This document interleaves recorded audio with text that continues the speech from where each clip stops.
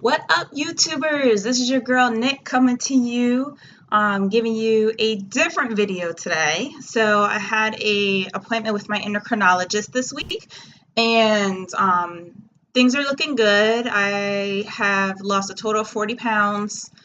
Since I last saw her 3 months ago, I lost 17 pounds. So she said, keep up the good work. I gave her some of my recent labs just to give you an update. I started keto about 2 weeks ago, a ketogenic diet, and it's high fat, moderate protein, very low carbs. I have 20 net carbs or less a day, which is really low.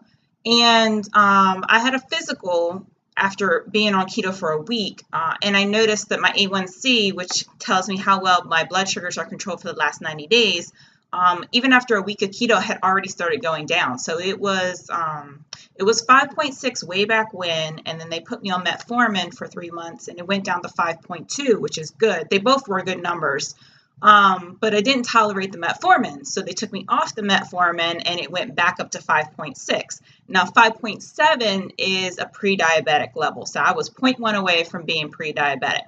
1 week on keto, it already dropped from 5.6 to 5.5, so that's very encouraging that it is going to work for my high insulin levels, insulin resistance, and metabolic syndrome. So I talked to her about keto. She's on board with it, which is great to have your medical provider on board with what you're doing. She said that, if I lose even just another 17 pounds, I will see drastic differences in my blood work. So that's very encouraging. And she thinks that I will get my A1C down to like 5.2 in like 3 months of being on keto. So that's really, really encouraging. Now, because of my family history of diabetes, like everybody in my family is diabetic, and, my own worries about my blood sugars and what's going on, she recommended that I test my blood sugars periodically, just to see how they're running. I have an aversion to getting my finger stuck. It goes back to when I was a child. They don't do it really now. Well, actually, no, they do it now. But they used to stick your finger and check I believe it was your lead levels, back when I was a child. And I hated that. It's very, very painful. The fingertips are very sensitive anyway. I think mine are just really sensitive. I would much rather get a tattoo or a piercing or even a blood draw over getting my finger stuck. I really have an aversion to it. So I was talking to her about what kind of meter I should get. I could do a regular meter and just do an alternative site, like testing my palm or my forearm. But since I was doing some research, I found there is one called Freestyle Libre. I'm trying to cover up my information here. So this meter will actually let you implant a sensor. Now, you're supposed to put it in the back of your arm. I have seen online some people use alternative sites such as your abdomen or your thigh. Basically, anywhere that you would inject insulin, people have been putting the sensor and been getting good and accurate results. But the manufacturer does recommend only on the back of the arm. So we're going to try this meter and see what happens. How it works is you wear the sensor for about 10 days and then you put a new sensor on. Just because I think you can wear it longer than that, but the adhesive probably starts getting old and it doesn't stick as well. So I think that's why they have you change it every 10 days. So what I got was the actual meter, which is this, and then I got 1 month supply of sensors. So I got 3 boxes of sensors, each for 1 sensor for 10 days. So on the upside, she did warn me that insurance will not pay for it because I am not pre-diabetic or diabetic. However, apparently my insurance is awesome because they covered it. So my total out-of-pocket expense was only for the meter and the 1 month supply of the sensors was only like $74, which really wasn't bad. That's even cheaper than what she said it would be with insurance covering it. So kudos to my insurance. Gotta love United Healthcare. They covered my meter, which I was really surprised, but I'm happy about. So what I'm going to do here is I'm going to unbox the meter, and if I can work up the courage, put a sensor on while you guys are watching. I'm a little nervous about that. We'll see what happens. So one of these boxes is the sensor. This is the meter. It says contents, 1 reader, 1 USB cable, 1 power adapter, user manual, quick start guide, quick reference guide, and 1 interactive tutorial on USB. So we're not going to read all that. We're just going to kind of jump into it and see what happens. So it is packaged like this. There is, I don't even know what this says because this is in Spanish and I don't read Spanish, at least not that well. There is the quick start guide. This is an interactive tutorial. So we're going to put that over there. This is in Spanish. Quick reference guide. The actual meter. Voila. This is in Spanish. It's really funny. All the first materials are in Spanish and then English. It's really funny. This is the user manual, which I probably won't read yet. This is, I guess, to charge it. So I'm assuming it has a rechargeable battery. So that's good.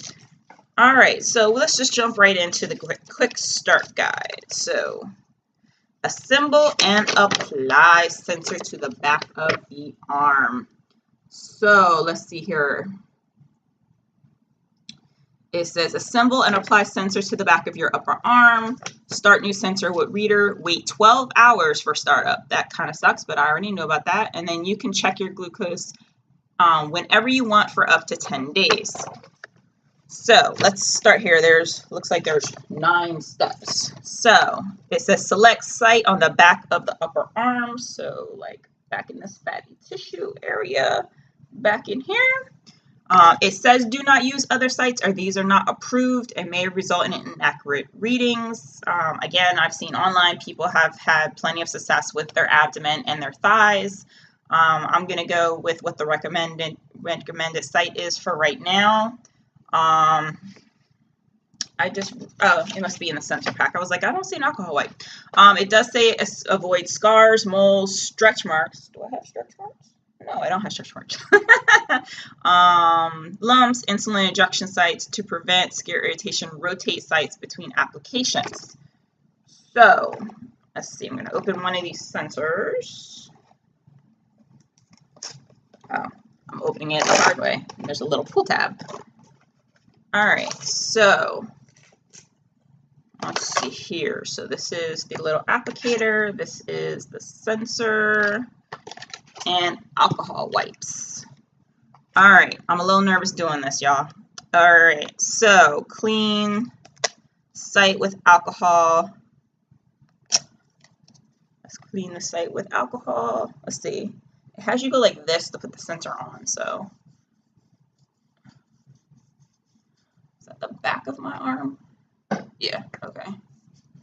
It's just, I don't know, my arm is weird. This is the back, so when I put it up here, yeah, okay. So clean the back of the arm, done. Step 3, peel lid completely off sensor pack. All right, and then unscrew cap from sensor applicator.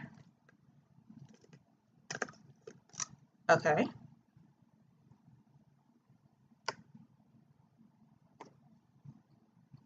Sensor codes must match on sensor pack. Hold on. Oh, okay. Sensor codes must match on sensor pack and applicator or glucose reads will be incorrect. So code H76. Serial number is the same and is not expired. Okay, so we got that. Step 4, line up dark mark on sensor with dark mark on sensor pack. All right, so here's the line, here's that, so I have to line that up, and then it says, on a hard surface, press down firmly till it comes to a stop. Okay, not too bad. Lift out of sensor pack. Oh boy. Okay, so that looks like a big needle. I don't know if you guys can see that, but that looks like a big needle. Now I'm really nervous. Jesus, now I'm really nervous. People say this doesn't really hurt that bad, but that's a big fucking needle, so we're gonna see. All right, place sensor applicator over site and push down firmly to apply. Do not push down on sensor applicator until placed over prepared site to prevent injury. All right, I'm nervous, y'all. Ready, go. Oh, that wasn't bad. That didn't hurt at all. Oh my God, that so did not hurt. It really didn't. Pull, gently pull. away from body, and make sure sensor is secure. So I know there's some sticky stuff around the sides. And then I did order from Amazon these sticky things to kind of go over it to help hold it in place, because I don't know, this doesn't feel like it's gonna stick for 10 days, but wow, I'm really excited. That did not hurt at all, y'all. Like, it really didn't hurt whatsoever. I'm excited. All right, so my sensor is on, and then it says press home button to turn on reader. Oh, there's the thing to, okay. So turns on. Okay, mine turned on and then turned back off.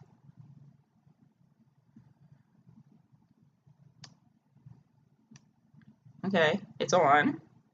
Okay, so apparently it's a touch screen, so I have to set this up. So English, okay. Today is May 4th, 2018. Next. It is 9:56 a.m. Ooh, target glucose range. That's a good question.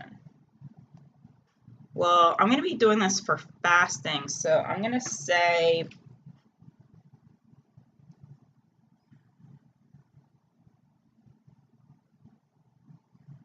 since I'm doing this for fasting, I don't know. I don't know what I should set this at. My doctor didn't tell me that information. Do I have a cheat sheet on my phone? I do have cheat sheets. So blood sugar levels for fasting, for normal, which is me, I don't have prediabetes, 70 to 100, sorry. So we're just going to set this to 70 to 100. Does this go any faster? Because this is like super slow. Come on. Well, 3, 2, 1. Okay. This touch screen is not that great. Okay. So I set the upper limit.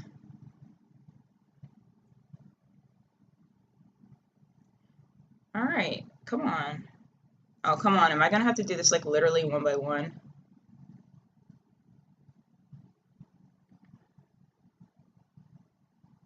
All right, well, I'm going to have to keep playing with this because apparently I have to do it one by one, and I don't want to sit here and do this. Oh, wait, now it's going faster. All right, so since I'm not diabetic and I'm going to be doing a fasting sugar, setting my target range to be 70 to 100. Next. So it says when you scan your sensor, an arrow will indicate your recent glucose trend. There's an arrow up that says rising quickly, an arrow going like this, rising. Cross here is changing slowly, like this is falling, and then down like this is falling quickly. So it looks like that. Okay, next. If you see this symbol, do a blood glucose test before making treatment decisions. So that's what that symbol looks like. I don't have another glucometer, so I won't be able to do that anyway. If the sensor glucose readings do not match how you feel, do a blood glucose test. The sensor can only be applied on the back of your upper arm. Yes, this is the official place, but I've seen other people put it other places. While using the reader, press the home button to return to the home screen. Okay, done. All right, so it goes back to this home screen here. I'm going to hit start new sensor. Start new sensor, scan sensor to start it. All right, so sensor can be used in 12 hours. So I'm pretty excited. I'll probably do another video. Let's see, I'm not doing a video. It's like 10 o'clock at morning, so I'm not doing a video at 10 o'clock at night, but I could do one tomorrow to let you guys know how it goes. So I'm pretty excited. I'm really excited that like it did not hurt at all to put the sensor on. Like really, not at all. I'm really excited about that. So yeah, so we'll see how this goes. this is definitely a great meter to have. I'm probably going to end up with gestational diabetes when I'm pregnant. So, you know, this will be awesome to have during that time, because then I won't have to, I guess I can throw this out. I won't have to finger stick like 4 times a day like a family member. So thanks, y'all. See you later.